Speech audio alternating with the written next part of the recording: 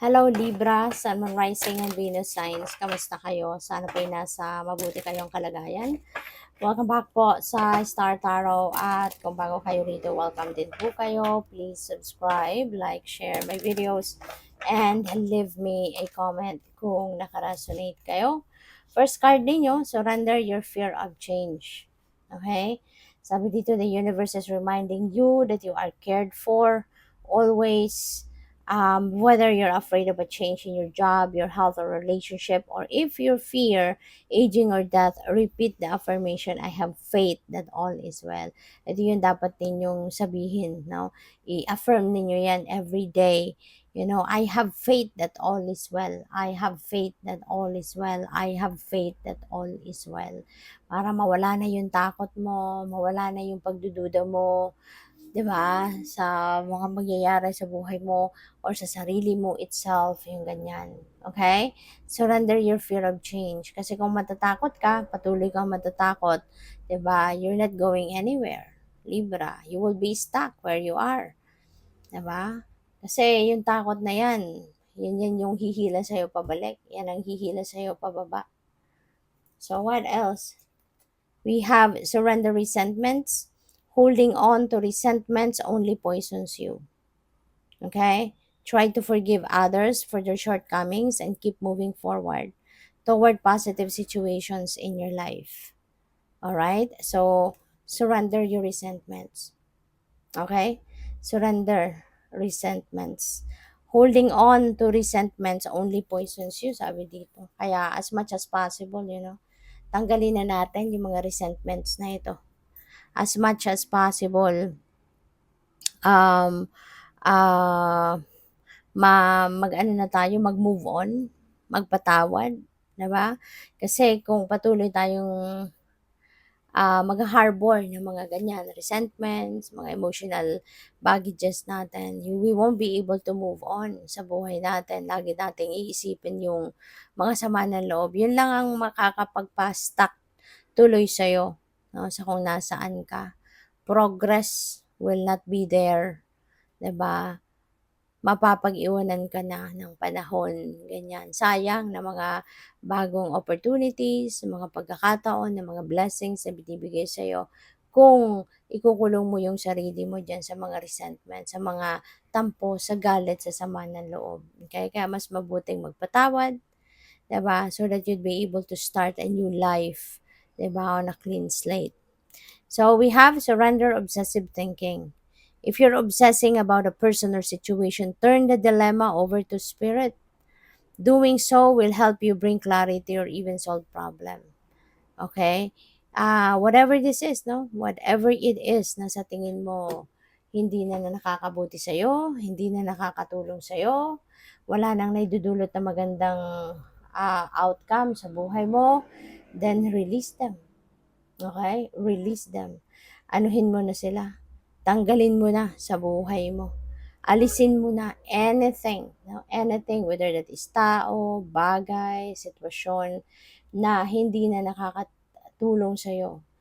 Kaya hindi na yan kailangan na ikip mo pa sa buhay mo. Let go so that you would have enough room sa sarili mo, 'di ba? Para maging maayos ang ang pakiramdam mo. Okay? So, tingnan natin ano pa ang ganap. By the way, maraming salamat for subscribing. And if you haven't subscribed yet, subscribe na kayo. And also, maraming salamat din for not skipping the ads. Malaking bagay po yan sa akin. And also, please click the join button sa baba ng video kung gusto po ninyo na mag-join kayo sa membership. Okay? Salamat po. So, we have be a beacon, be an inspiration, light the way for others. So, maaring Libra, ito yung inyong maaring ito ang inyong ito ang inyong mission. Isa ito sa mga mission ninyo, to be an inspiration for others, to be the beacon for others, 'di ba? Ikaw yung magsisilbing guiding light, no, ng mga tao sa paligid mo. Maaring ito yung isang purpose mo sa buhay, 'di ba? Ikaw yung magbibigay ng inspirasyon sa kanila, magmo-motivate sa kanila, ikaw yung magsisilbing liwanag, no? You're going to use your own light to help others find their own light as well. 'Di ba? ikaw yung siguro mag-a-advice sa kanila, ikaw yung nilalapitan nila, ikaw yung pinaghuhugutan din ng kanilang lakas, inspirasyon, ganyan, 'no? So, you will be of service to people. So what else? We have open your heart, love yourself, dare to be vulnerable. Okay? Love yourself. Maaari, 'no, na lagi kayong ikaw yung laging nagpapakita ng pagmamahal sa iba, ikaw yung laging nagpapakita ng concern sa iba, yung gano'n. Pero nakakalimutan mo na yung sarili mo, 'no? Kaya ngayon, paalala sa'yo, love yourself. Buksan mo yung puso mo, 'di ba? Para sa pagmamahal naman para sa sarili mo. Hindi po puwedeng puro lagi lang para sa iba, hindi po puwedeng puro lang um, pagtulong sa iba, kailangan tulungan mo din ang sarili mo. Okay? So ngayon, love yourself. No? Isa sa mga paraan para magpakita ka din ng pagmamahal sa sarili mo ay yung pag-aalaga. Self-care. Give yourself time to breathe, give yourself time to relax, give yourself time na makatulog ka naman ng kumpleto, ng quality sleep, yung gano'n, no? Pamper yourself. Cosmic Diamond, spread hope and joy and illuminate the world. Ito na, no? Ito na yon. Yung light the way for others. Ayan, so you are definitely going to illuminate the world with that. So, siguro teacher ka, Libra, no?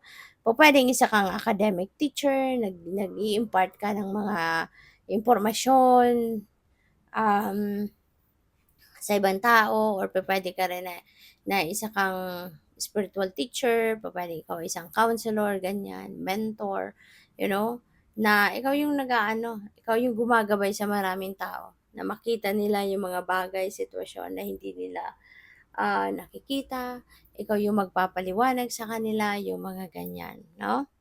So what else? We have a spiritual warrior. Show you are a wise leader. Command the universe. Diba? So baka ang iba sa inyo, you are definitely born to be a leader. You know?